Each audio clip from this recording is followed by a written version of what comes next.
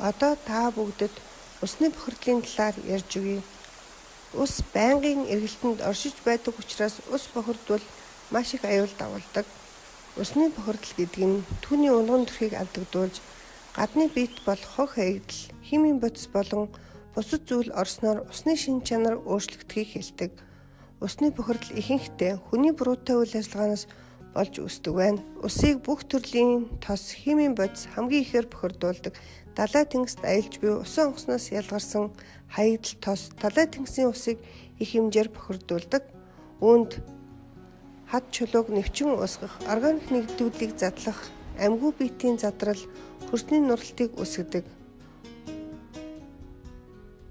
Усны бохирдлоос болж усан дургадаг ургамал амьдардаг амьтдын тогтолцоо алдагдаж байна. Тариаланчид ургамлын хор, химийн бодис зэргийг хэрэглэж хөрсийг бохирдуулснаас газрын доорх усыг бохирдуулдаг.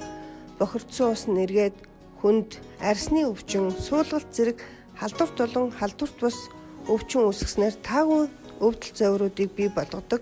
Иймээс бохир ус уух нь эрүүл мэндэд хортой.